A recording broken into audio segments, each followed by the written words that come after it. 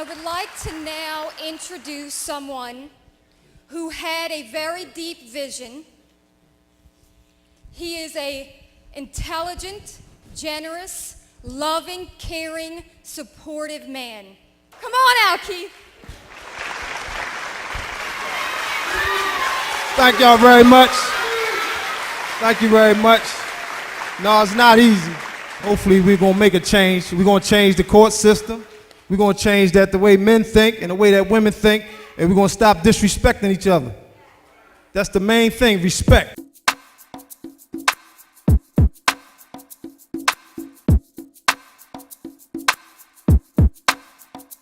A man is going to be a man, and I'm going to be me. I can't be like them. I don't want to be like them. You know, me and my kid's father gets along.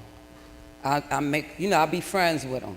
No use hating them. If they working, they support my kids. If they don't, they don't. Only problem I have is when they don't come get them when they say they're going to come get them. And what's your reaction then? I don't even react. I'll be like, whatever. Okay. Whatever. Because I can't let it hurt me, you know, because if it hurts me, then it's going to hurt my child even more. If they see me standing strong, then they'll stay strong. You can't let no man pull you down because of what they do. No, you cannot. I take my daughter right. out when their dad don't come. I take her someplace myself. Well, how do you explain it to your kids? I just tell her, that's him. You have to accept him for who he is, and when he come along, he come along. You know, men are going to be men. That's how I was raised. I don't know about anybody else. Did you ever talk to them about how they feel about him not? It's so hard when they hurt and they come to you and they crying when their dad don't come get them. It is. I comfort her. I comfort my son when he was younger, you know, and that's the only thing you can do is comfort them and make them feel good and tell them it's going to be all right. Because those days are going to go on until they get old enough to tell their dad where to go.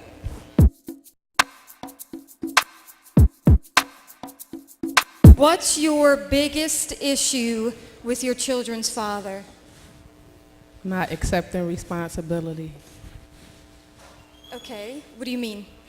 Not accepting responsibility. Well, my oldest son is 19, so I really don't have to worry about him. But my youngest daughter, financially, he's not supportive at all.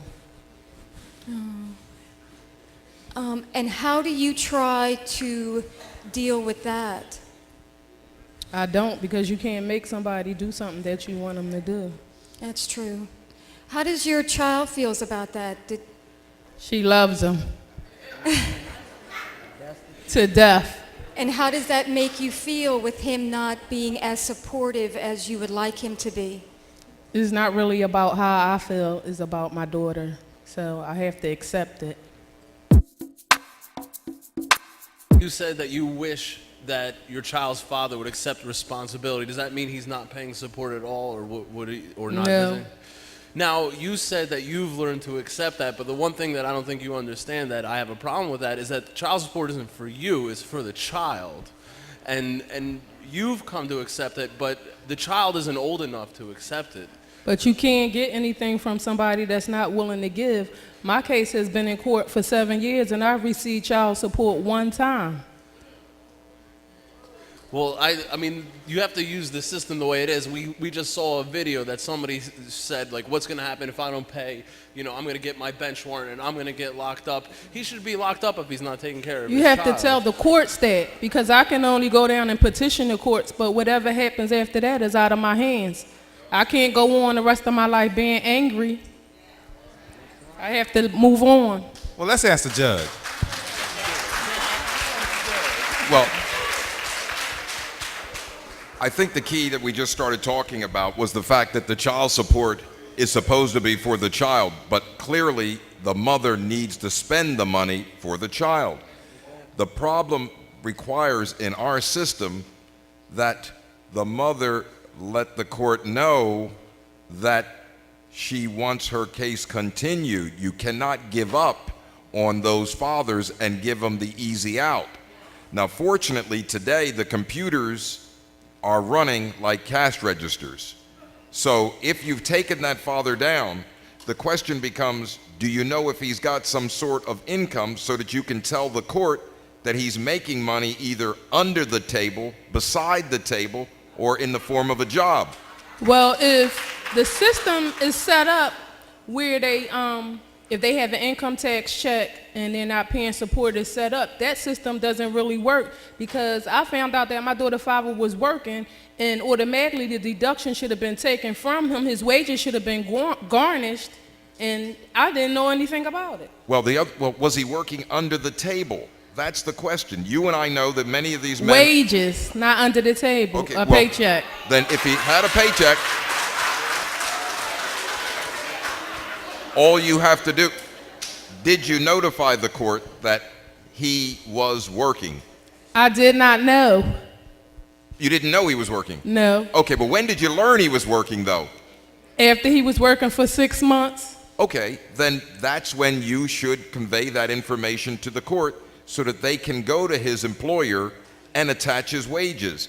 But if a man doesn't tell his employer, and the only way he can tell his employer is to take his order there and say, hey, deduct it out of my wages, that's the only way the court would be able to know that he is working. From my understanding, the way that it works is once the information is in the system, because no one is going to be honest and say, hey, I'm working, take money out of my check. No, that's not true. There are a lot of fathers who are willing to accept their responsibility. Yes, that's true. I'm not saying, I'm speaking in my case. Okay. That's not true for everyone. Of course not.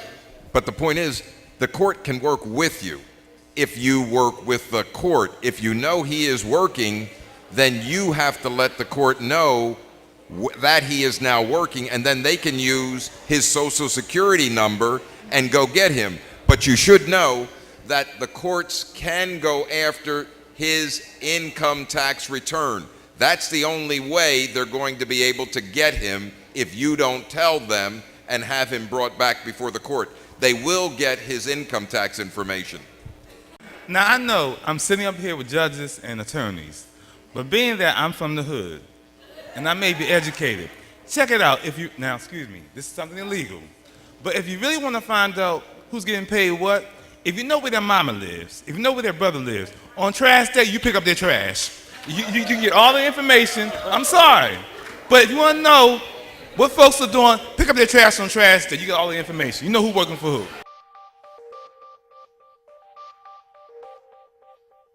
All the negative things that other kids say about you, all the things kids try to make you do and don't do, you have to be your own leader. You cannot be a follower. No one is better than the other, and you cannot raise your kids to think that one is better than the other, because they're not. They're all individuals, and they have to be raised that way and be strong. We need to think about the men that we choose in our lives and how they're going to play a part in our children's lives.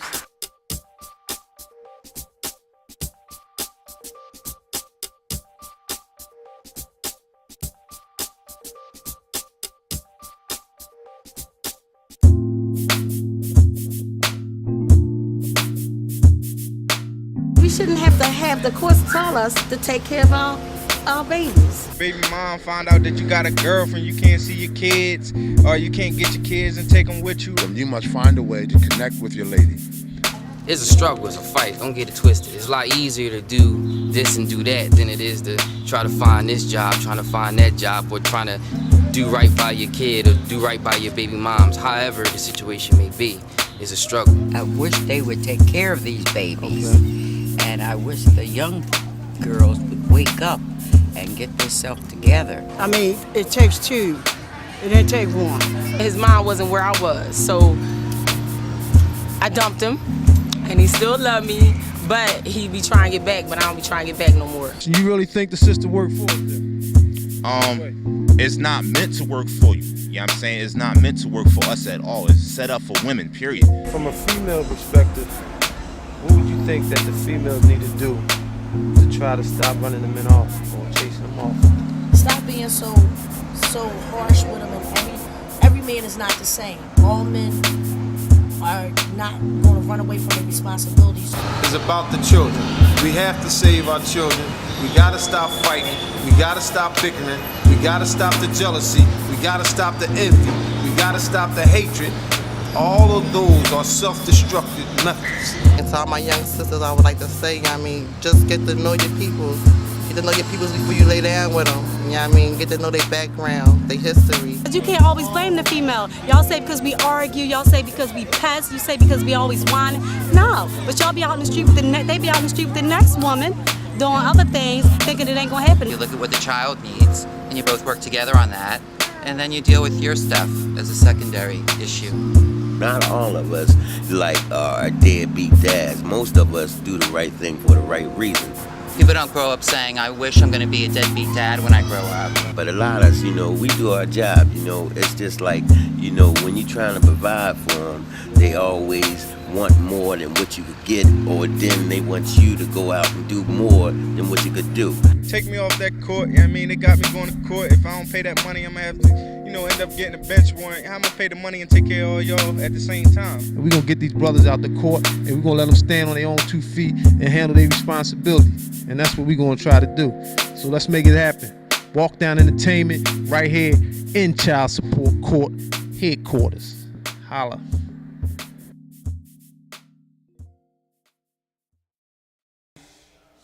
The real deal on the mother. Please. She had him for 6 months. I went to pick him up to go take him to my mother before Christmas, and everything was in the bag. Footprints, everything. And my mother told me, I got these kids. That's the real deal. Let's give a round of applause for grandmothers. It's good to have grandma in the house. No, we want to know, see, the real deal. Is she on drugs? Did she go to prison? Is she a lesbian? Come on, what's the real deal? None of that. So then, what's wrong? Was your choice incorrect? Excuse me? Was your choice incorrect? Was my choice what? Incorrect. Incorrect? Because, see, wait a minute, mothers just don't walk away from their children. That's not innate. Listen. After today, you'll know that mothers do it. No, brother. No, but I understand that that's a practice, but the behavior has a reasoning to it. The behavior has a reasoning to it. When I finally talk to the mother, I'll definitely let you know. Okay, there you go.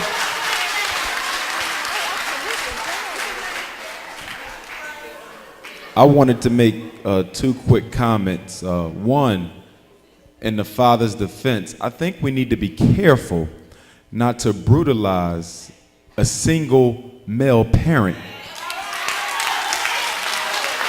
because he is one. Because I think that if that was a female sitting there who said the father walked out, we probably wouldn't have had any questions at all.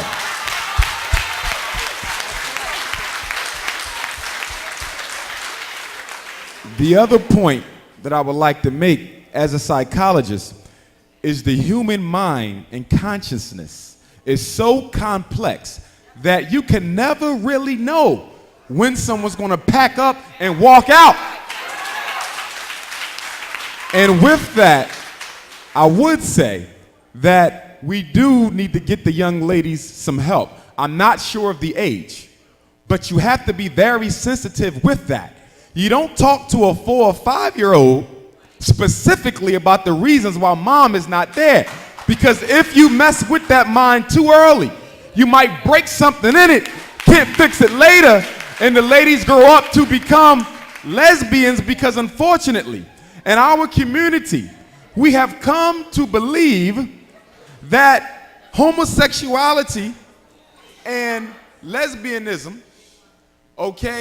are in some way not related to the child's development. Some are of the opinion that there's a gene that predisposes children to be that way, but they haven't found it. And what you need to understand is that when a female child grows up hating mother or mother's absence, she may then start hating all women and cease wanting to be one herself. Very well put, Dr. Johnson. And with your sons, and with your sons. And this is why it's so important that we do not reduce fatherhood or motherhood to a check. The reason why is this: even if he don't pay, even if she don't pay, the first 5 years of life are so important that you cannot afford to have a parent not there over some money.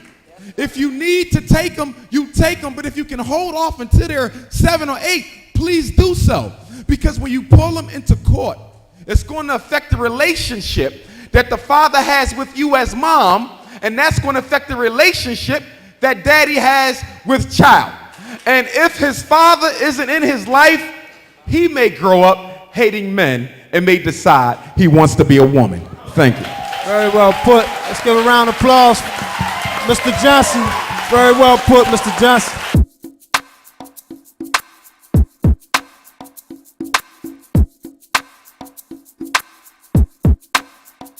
She asks questions. She has 7 children are very aware of what goes on. Yes, they are. And she sees what goes on. You know, at one time, you know, when the mother was talking negative about the father, which they do, you know, when children grow older, they realize, like, some of that was untrue. You know what I mean? I'm getting mixed signals because when I'm with my father, he don't seem to be the guy that my mom portrayed him to be. You know what I mean? Okay. And when she asks questions, I try to be open and honest as possible without assassinating her mother's character. You know what I mean? I always tell her to love and respect and honor her mother. You know, the God I serve is a good guy, and he's a forgiving guy. And like with that, I try to instill in her. You know what I mean? So when she asks questions about why we're not together, I just let her know. Which your is? mother has her own life and I have my life, but we're your parents. You know what I mean? Always respect her. You know what I mean? That's about mine. It's a good attitude to have. I have to ask if I can ask the question about the support. Are you paying support for all 3 of those children? Sure. No. I'm paying child support for my youngest. My other 2, one is the oldest is 28. You know, and she made me a grandfather, which I'm happy to be.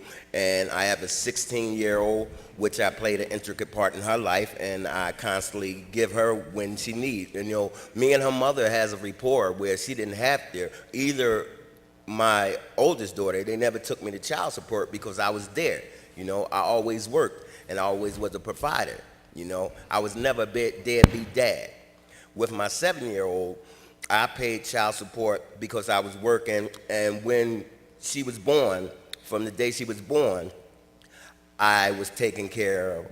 And now that I'm unable to work, I'm on disability now, they give you a 3-year review every 3 years with the child, and we elected to stop paying child support until my disability start because I'm not working and I don't have any income coming in now. Now since you have three girls by 3 different women, do they call each other half sisters or do they call each other? Are they all They sisters? call each other sisters. That's I good. raised them to let That's them good. know that no matter what, separate mothers, you're still biological sisters. You give the same love that you have for your other sisters and brothers. The way you love me and your mother, love your sister the same way. Because I'm actually just wondering, how does it come about that when a woman has children, they are children, but when the father has children, they become my half brother, my half sister? That's why I asked that question. Well, that becomes because, you know, some people are ignorant to the fact that they don't make that known to the child. You know what I mean? See, the teaching starts in the house. You know what I mean? If you instill in your child the significance of their brother and sister, there is no time to have a half brother, a half sister. You know what I mean?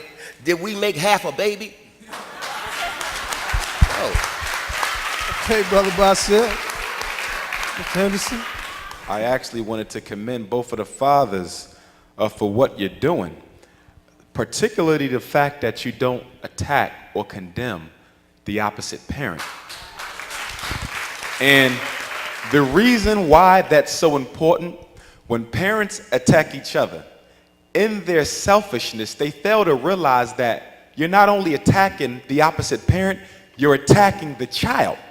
And children who come from households where the parents are constantly fighting and degrading one another grow up to have the lowest levels of self-esteem and the highest levels of suicide.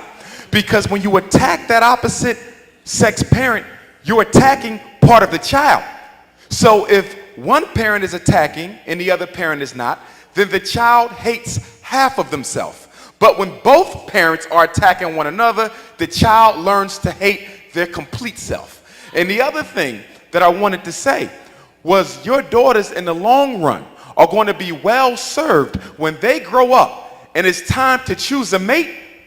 Their chances of success in marriage are going to be so much higher, because one thing we don't understand is that the relationship that a child forms with the opposite sex parent serves as a blueprint for every relationship they have with an opposite sex person in their lives.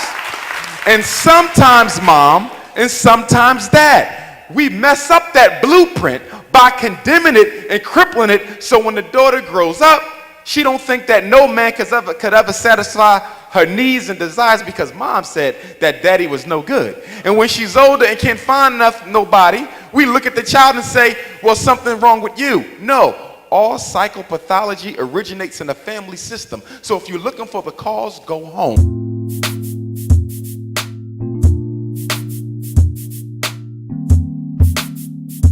I would like to bring out Omar Samad. Let's welcome Omar. Omar Samad. You have a daughter, is that right? Yes. And how old is she? She is presently 10 months. 10 months? Yes. Do you have any other children? I have 12 others. Okay. How fast can you say all of their names? I've never practiced. All right, well, just give us all of their names then. Khalili, Amir, Amin, Divine Earth, Hadia, That's a busy man. Asma, and Josette. It's more? County. Who'd I leave out? Wow, that's bad, brother. That's bad. I didn't know you guys were county. Okay, let's see. Okay. Nicole and Amir. Okay. So how many is that? Hey, that's it, okay? That's it? Okay. Okay, and the ages range from the oldest is? The oldest is 37. And your youngest and is the youngest 10? is 10 months, yes. Okay, are you together with the mother of your 10-month-old? No, I'm not. We're currently in custody court. Okay, and how long has that been going on? That's been going on since February. Okay, and what are the issues that you are facing with that? This particular parent is bipolar. So there's a couple different issues taking place with this. She feels that the child should be with her because of her other child. She wants to keep the two girls together. My issue is that I am the positive and the permanent parent, and that I am the one who should have the child with me. Okay, and do you currently have the child with you now? No, I do not. And that's why you're going to court for full custody? Yes. Okay. Do we have any questions for him? I have a quick comment. Am I talking too much? Brother, you giving up that wisdom. You giving up the wisdom, brother. That's what we here for. As a psychologist, one thing that bothers me sometimes is how we allow psychological diagnoses to control the relationship we have with the other parent.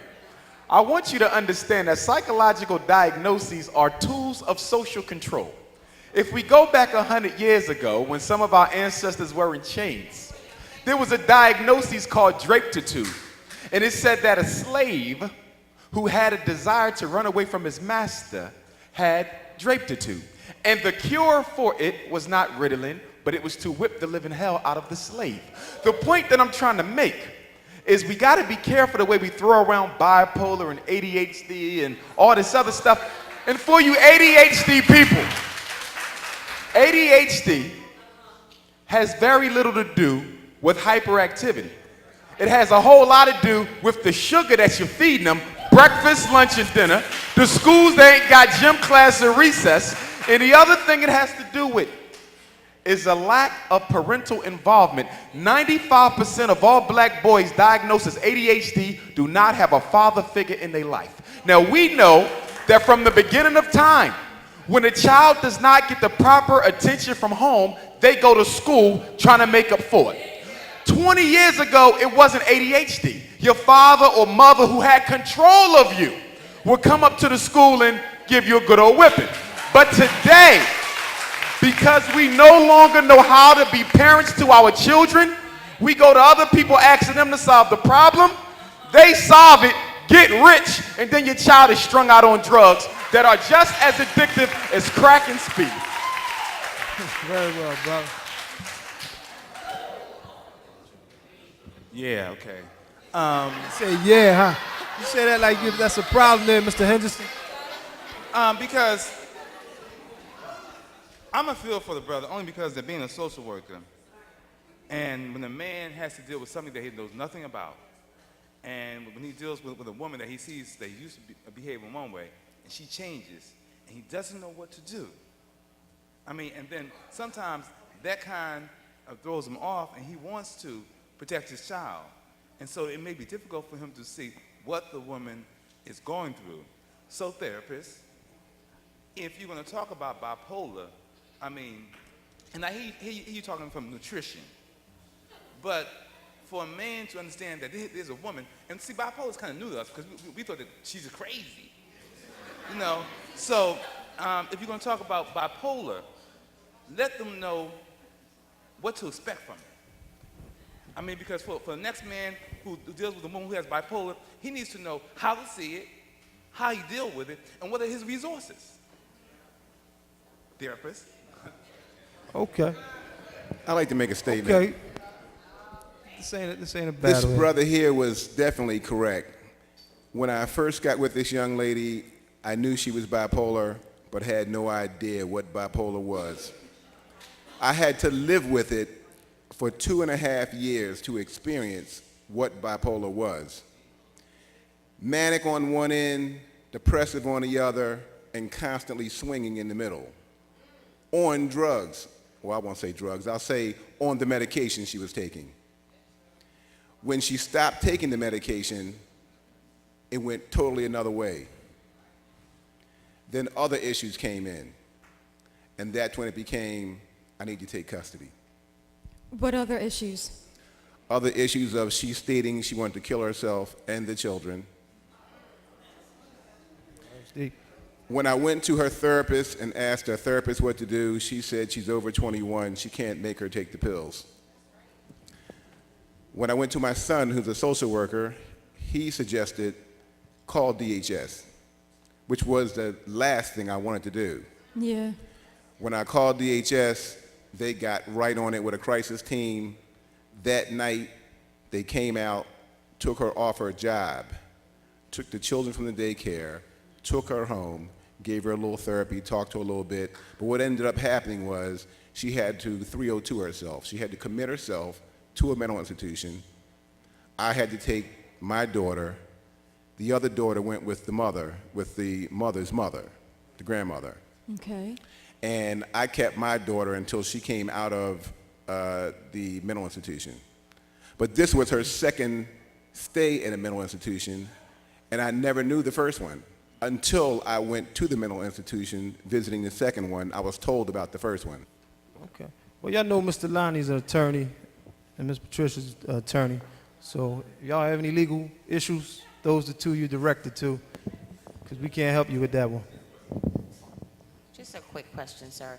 You had indicated that the second time your child's mother had 302'd herself, and you had custody of your child. Yes. What did you do to go up to the court? I mean, when you went to court, when did you go to court to get custody of your child?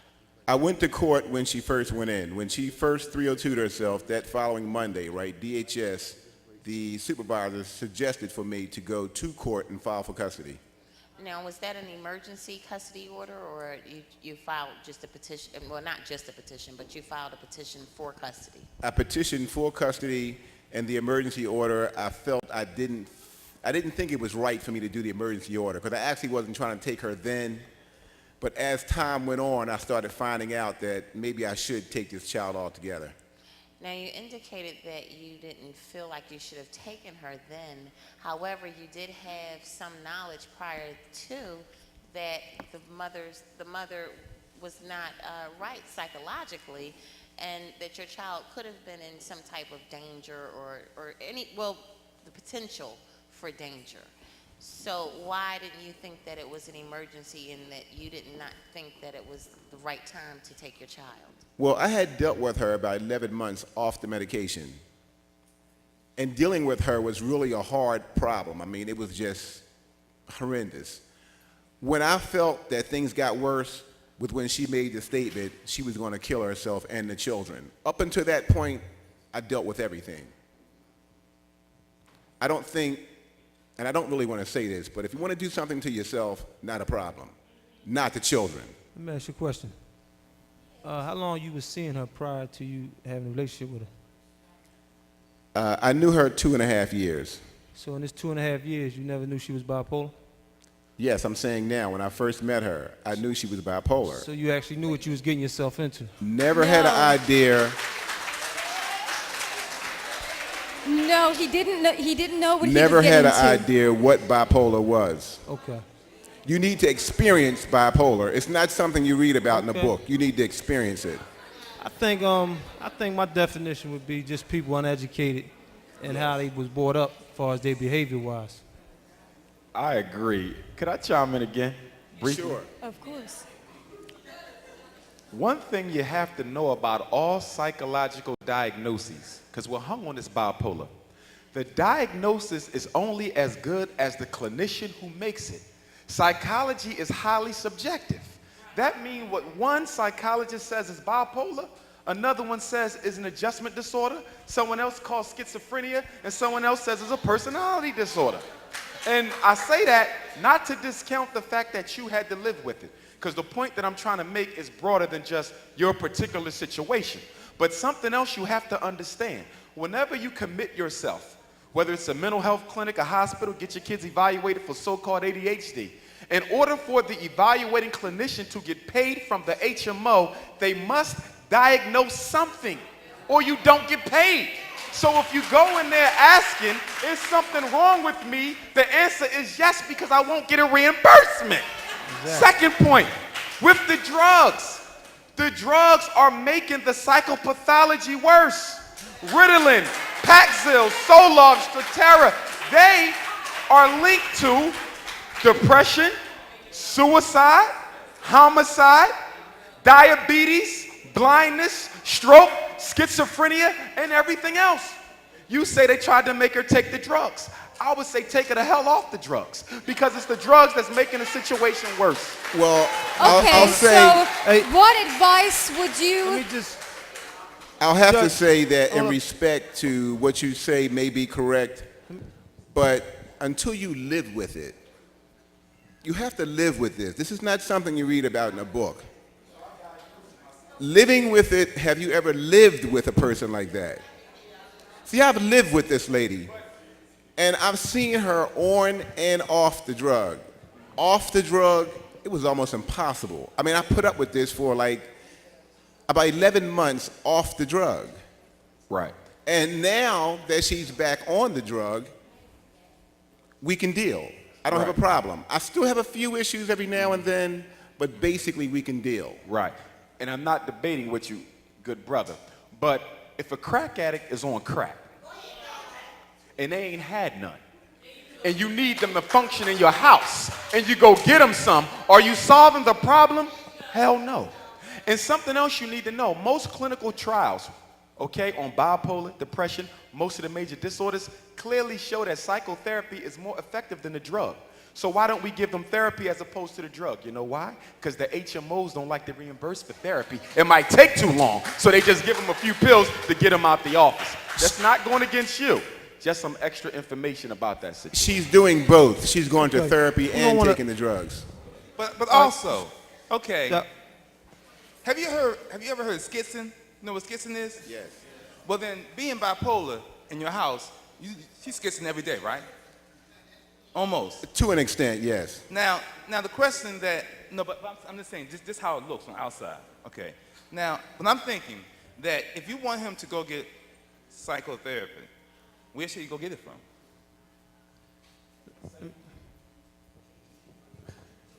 When you contact an HMO, right, most of the time they're going to refer you to a psychologist who will refer you to a psychiatrist. Most of the times they'll refer you directly to a psychiatrist because a psychiatrist is a medical doctor. A psychologist is not. In order to get therapy, you have to ask for it. They're not going to willingly allow it because the clinician determines how long the course of therapy can be. And based on how much they charge per session, it can end up coming up to be more money than the drug would be. And that's my concern. See, drugs don't solve problems. Not the ones that you get on the corner or the ones you get from the psychiatrist. All they do is suppress the symptoms. They suppress the symptoms. And when you stop taking a drug, whether it's a crack addict or a boy strung out on Ritalin, the symptoms come back but 20 times worse. The problem did not originate with drugs. It originated with a disturbance in that family unit. So find out what the ingredients are in the house that's contributing to the psychopathology and deal with that. It's so much easier to go to the crack man. It takes a lot of time to be able to sit down and work through issues. So all I'm saying is not to attack you. All I'm saying is we got to look more at the variables in the house that could be contributing to the problem. Excuse me. Work with that. There's two issues that you stated that were correct. One is it did come from the house. The parent was the same way, part of the issue. The other issue is that while she was in the institution, because of the cost, they couldn't keep her long enough. Exactly. And her therapist said she actually should have stayed longer. But because of cost, she couldn't stay as long as she needed to. Exactly. And one thing I just want to add to that, and I'm going to let you guys get back. I'm sorry. Psychology. Remember this one thing. The word psychology is a Greek word. Psyche stands for mind. But the Greeks actually stole the word from ancient Africa. And in Africa, psyche meant soul and spirit.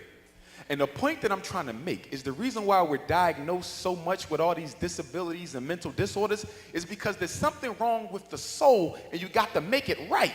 And I'm not saying, okay, that you got to be of a certain religion. But you live and exist based on spirit, not based on mind, okay? And what we have to do is be able to harmonize our mind with our spirit, with our outside environment. You don't let some materialistic doctor come in and try to fix something that they don't even know about in the first place. If you take care of that spirit, all else will be well. And that's why in the black community, reverends and pastors who have never went to school for psychology have cured more psychopathology than most mental health practitioners put together because they understand it's spirit, not mind.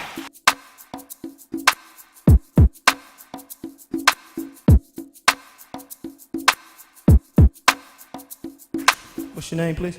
Emily Williams, Dr. Emily Williams. I have a question for, I'm not sure of his name, that has the 10-month-old. And I understand you said you knew this woman for 2 years, you lived with her, or was aware that she was off her medicines for 11 months.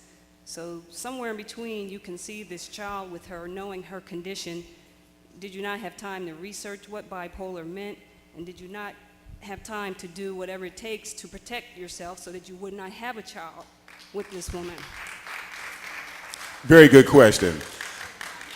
I'll tell you what happened. That's it. Well, you need to hear the truth. Here's what happened. In the beginning, my issue was cover, which is what I've done. As the relationship became a little more serious, at the end of the second year, it became uncover. Because I was told, well, I'm using Depo now. Myself believing this, and I still think that she probably was. I'm sort of thinking that Depo is based on body weight. And from the body weight, maybe she wasn't giving it enough. Now, I don't know. This is what I'm told. But I uncovered. Maybe I was fooled. But apparently I had to be able to afford being fooled. Okay. Anything? My second question is for number one, Basil, who has the twin girls. I have a problem with somewhere, again, a problem with men and women is the lack of communication. And I've heard that you have not been able to communicate. I don't know why, but I would think you should make an effort. When she came to your mother with these twins at 6 months and said they're yours, I don't know, I would have went over and I would have tracked her down and I would have said, Mom, you watch these two kids for me while I come back. Or somewhere between, how come you cannot or communicate with the mother of this child?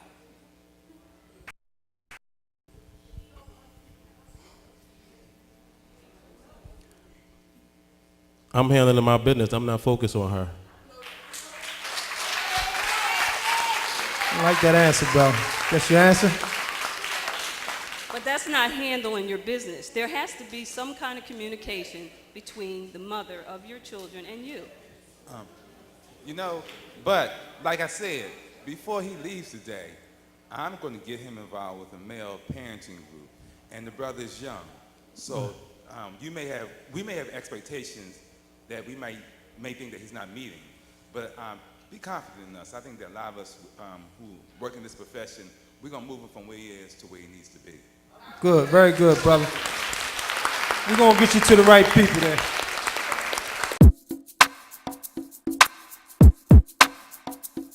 My name is Vidala, and my question is for anybody. I'd like to know what happened to the communication, for real. Because before you can even have a relationship, you have to have communication. And my thing is in order for you to have a relationship, you have to know each other. How do you know if you are compatible?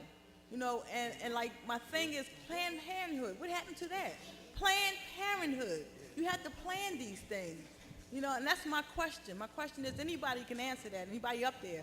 The fact that, having a family and sticking together, that's what it's supposed to be all about, a family. Having a child is just having a child, but having a family.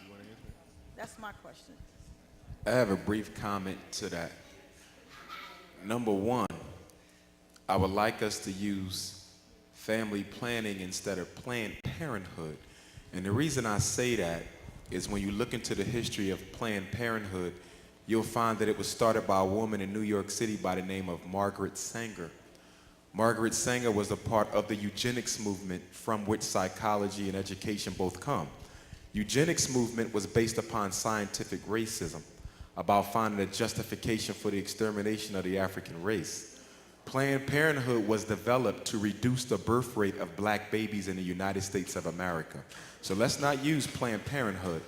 Yes, let's use family planning. The question you asked was a good one.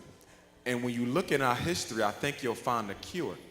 And historically, before we ever got married, if a son was looking for a wife, she had to get the stamp of approval from mom.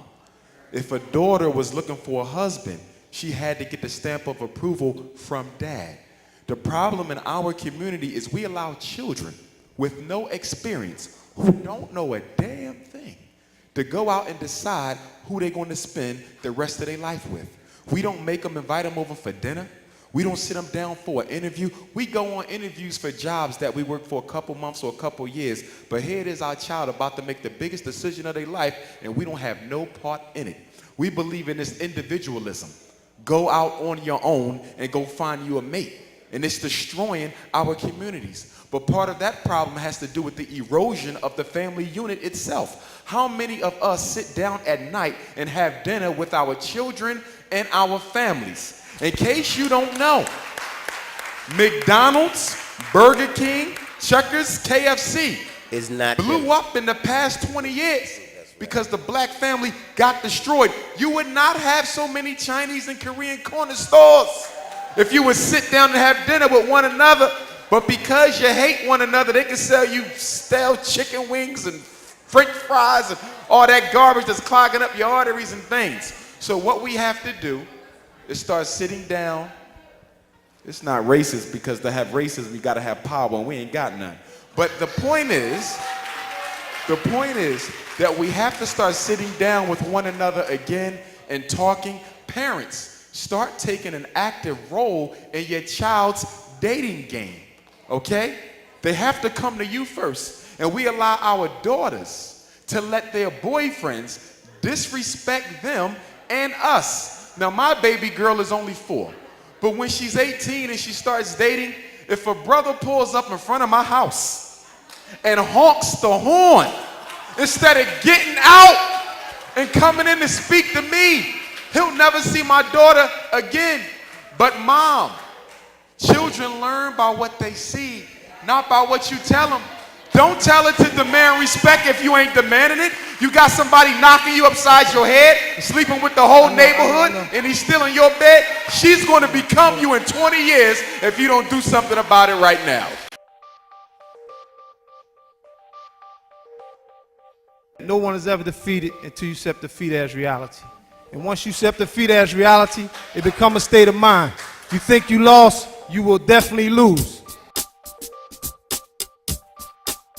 2 sick people can't make a healthy family.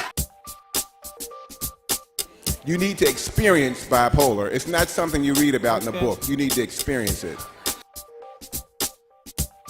These are the great people that made the way for us. They worked hard. They died. Some of them died for y'all.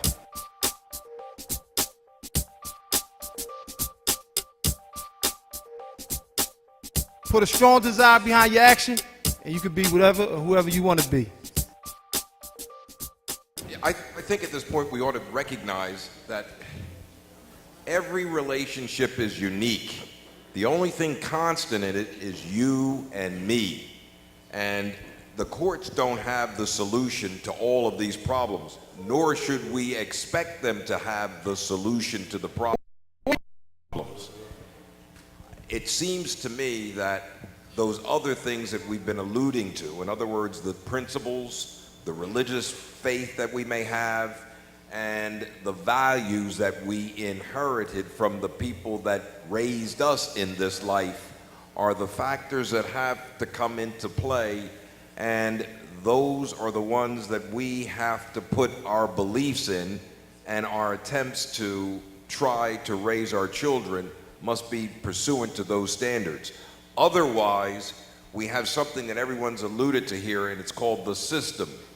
And the system is just that. It's a process that we as a community have created because things aren't perfect amongst people. And if we're dealing with the imperfections of people, we're therefore dealing with a system that in and of itself is going to have imperfections.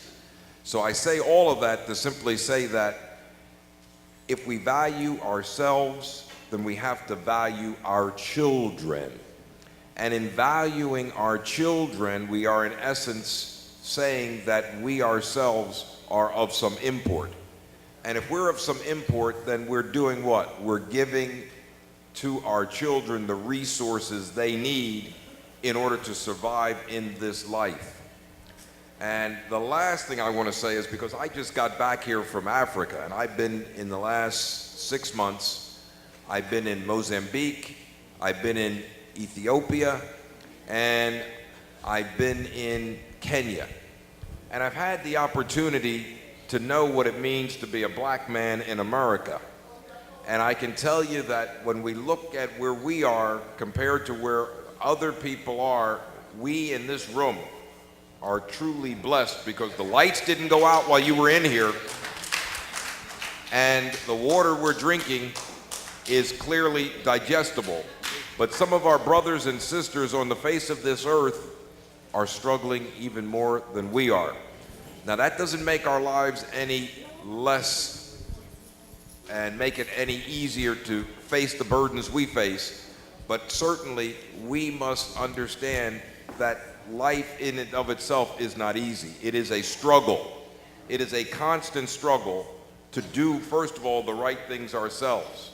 And we have judges that have problems paying their child support. So I don't want you to think that. And I'm not one of them, but I think it's important at this juncture that someone say that it is the values that we have that you have heard people wrestling with, and you've heard these great panelists talk to you about the values they have. All of them value the life of their children. And if you value the life of your children, then you must tell your children that they have to be careful in the selection, and let's call it what it is, of their mates. But these are not permanent mates. They're sexual partners oftentimes that because of that sexual partnership, there's been a memorialization, and that memorialization is in the form of a new life. That's what we have many times. You can't be a family with a woman you met or a man you met last night that you didn't know the day before, but you and that person are fathering or parenting children. It just isn't going to happen because there's no foundation. And that's where we as a community must recognize that we've got to live at a higher standard, and that's why I was referring to Africa. The standard we have is that we have the resources to elect whether or not we're going to have children with particular people, because all over Africa they got signs. I can tell you, they say wrap it up, and the thing they're talking about wrapping up is the penis, because there the problems are AIDS and HIV. And in those societies over there, as much as 38 or 40% of the population is infected. So it's a true problem. But here, our problem is not so much AIDS, but the persons we elect to have sexual relationships with. And maybe we better go back to some fundamental values, such as what? You must tell your children that sex is a serious thing and is not to be played with, because you can make a new life, and you may be tied for 18 years in our courts, but for a lifetime in the life of your child. And that's all I want to say. Okay, let's give Judge a round of applause.